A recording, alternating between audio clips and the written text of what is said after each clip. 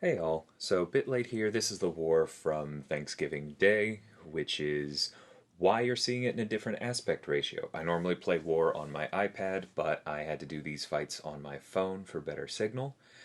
And the other notable thing about this war is the team you see in front of you.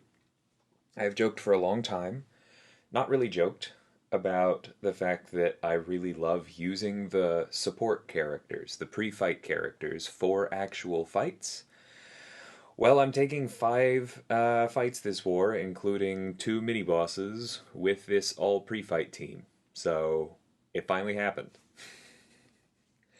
So, first up, we have War Machine versus this Hulk. I actually should have used War Machine's pre fights here, especially the skirmish one for extra attack rating and debuff duration. Really have no idea why I didn't. I brought along Odin in part to give someone else the shock pre fight, but I also wanted to stay fully on top of this rich get richer, so I went ahead and gave myself the aptitude, which is also going to boost my armor and make me that much tankier. Otherwise, this fight is just very simple. We may or may not actually stop his healing. I think we're actually gaining too many Furies to avoid him gaining 15 Gamma. Yeah, see, he's already at 13 there, and we have a long way to go before we get back to the special one. If we had spammed special one from the beginning, maybe, but since the ruptures aren't guaranteed, I really don't think it's worth it. It's better to just finish the fight this way. And he's not going to heal at all here. He's fully heal blocked. The ruptures are still up. Okay, now the ruptures are gone. But look at that. Full yellow bar, basically. Really, really simple fight with War Machine. I hope can be taken with almost any sick and tired character if he's on a part of the map that doesn't include masochism, which is why you normally see him there. There's just not a whole lot to him right now. We move on to this Mangog. You've seen me take Mangog with Reed many, many times. Some of you have seen me take Spite with Reed before, and basically the idea here is we are just on our way to our special 2. I am going to knock him down with a heavy here because I don't want to lose the debuffs, but then I am going to play passive for a little bit, wait for Rise to Power to go away because he would still gain 60% of it until I throw this, and now both Spite and Rise to Power are cut all the way down to 20%, so there's really not a whole lot that we have to worry about. So that's the whole focus of this fight, is get to your first special 2. If this were a rank 4 Mangog, and to be honest, if this were at all a close war, at this point I think we were up by quite a bit, don't really want to give numbers, then I probably would have power started just for safety, but I've done this matchup on much harder nodes like 54 with and without the power start enough that I just wasn't worried. Reed is a very, very good counter for Mangog and for this node. And you see how quick that fight was too. So then Reed is also very good for this Kinetic Transference Punisher 2099. I've done this before. And just the first Petrify that you start with, those of you watching carefully will note that the pre-fights did not apply immediately.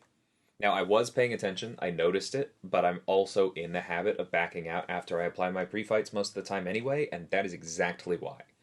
Because if I had run out of all 3 pre-fights, this would have become a nightmare to take down with the remaining ones. I suppose I don't need the debuff Siphoner. I did have an extra for Mangog, but just woof. Anyway, blunting Kinetic Transference by even 40% helps, because notice he did not get to his special 2 there, whereas otherwise he would have. Now what does not help is your parry failing. This is part of the reason I prefer to play on an iPad. It does feel cleaner to me. But whatever. Reed can take a few hits. We're not fighting with him again. So as long as this is a solo, I really don't care what health we come out with. Go for another parry there, and now we are at our special 2. We do evade a little bit. That's the other advantage that Reed has against Kinetic Transference for something like this. People love to put undexable specials here. And he's just going to evade some of them, but only against the special 1, not the special 2. That's a characteristic of Punisher 2099 special 2. And that's going to reduce the number of hits we block, and therefore how much power he gains. And see, that one, the evade chance was high enough. I think we blocked like once, and he only got 20% of the power. I'm now feeling very good about this fight. If this were a higher rank Punisher or I had a lower rank Reed, then at this point we would probably build up to, maybe we would have baited out that special one and tried to get the Careful Study passive up, but it just doesn't matter. He was low enough. Throwing the special 2 and closing it out was the right call. So then we have this Odin versus Galan fight again. I took this, I think last war, it might have been 2 wars ago, and I remember saying I could have and should have played it better. Well, now's my chance. So we are boosted. I'm going to go ahead and throw on an invulnerability because this is the riskiest fight that I'm taking this war. But this is Odin, and it should not be a problem. Going to go ahead and knock him down twice at the start here. Or maybe I just knock him down once. Or, I mean, this is twice, but what I meant was 3 times. Yeah, we were gaining power kind of quickly. 2 heavies and then a special 1 might have actually pushed us past what we wanted. And I did want that True Strike.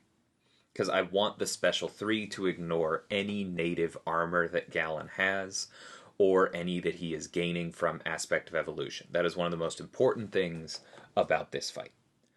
Now, one thing I admit I didn't fully clock about this matchup is that because Odin wants to take full advantage of his aptitudes, I believe he actually removes and then reapplies his 2 armor ups, which confused me in the fight because he had, what was it, 60 mass, 70, somewhere in there.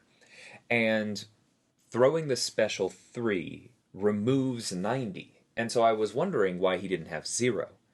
And the answer is because I gained 2 armor ups and gave him 100 before we dropped it by 90. So there is actually a little bit of a clock on this matchup. See here, he has 80, we throw this, and it's not going to take him down to 0 the way that I, in the fight, expected. It only takes him down to 40. So the math is a little bit weird on that. Because I guess that's 80. I guess we're only trying to trigger 1 armor up. He's not triggering both. So I was slightly wrong there. Because that would be 80 plus 50 minus 90. Then that matches up with 40. So if he was getting credit for both of the armor ups, this would probably actually be a bit of a suicide match. But because he's only gaining 50, then we can stay just on top of this. It is a little bit close because you're seeing him edge upwards every time he throws a special 1. But because we have such easy access to power here, it's still going to be okay.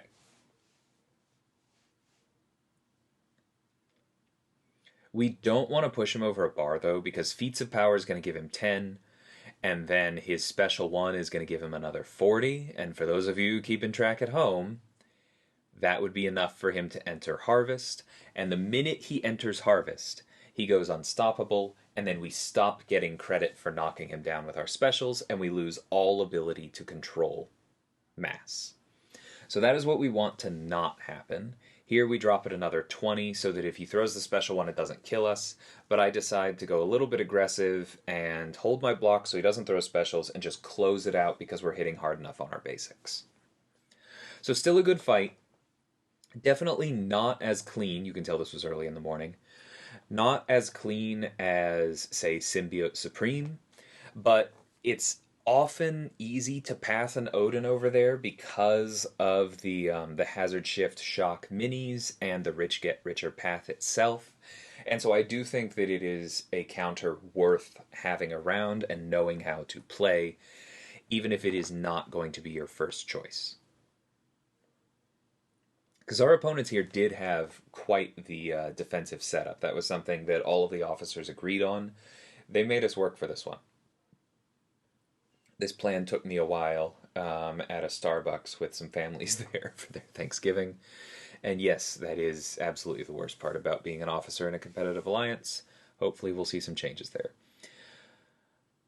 But war is going fairly well so far, as you can see. I have taken this bishop before. I believe last time I did this, I didn't have the Mr. Fantastic pre-fights. So this is just that much easier. We, of course, have a surplus of our own pre-fights because we didn't use any on iHulk. He throws the special one into block there. I feel like I was holding block, but maybe I gave him an opening. Maybe it's just because the AI can't be perfectly manipulated. Don't think it really matters. You can see we did end up using one of our cleanse charges. I actually missed that in the fight. I thought that I was fast enough. But no, he would have tried to put an incinerate on us, and that's the advantage of the other pre-fight there, that we were able to get rid of it. And even if it had stuck, remember that we would have energy resistance equal to our armor at the start of the fight, and our armor at the start of the fight is getting boosted by the aptitude from Odin. So just a whole lot of things in our favor here. But now we're fully set up. We have the armor break. We've held on to the pre-fights from Mr. Fantastic, and we are basically home free. I am still trying to reparry so that I have clear openings for my heavy, but if he's not giving me that, if he's doing this, then that's okay. I'm just going to respond. Luckily, he does play into that. Repair gives me an opening for a reparry so I can heavy so I don't lose the armor break. Would not be the end of the world if I did, but it just keeps this fight moving along that much faster because this is a rank 4 bishop, and that by itself is annoying, and I want this to go as cleanly as possible. You're also seeing some block damage add up because this is only a rank 3 war machine, but that's fine. We're good to go here. And there, 2 minutes down, that's the war. So, like I alluded to earlier, we did win this one. We had a significant advantage, but also, like I said, really great defensive placement from the other alliance. This was an interesting puzzle. And yeah, glad the Thanksgiving War went well. I will see y'all soon for the rest of the season. Until then, thanks so much for watching, and take care.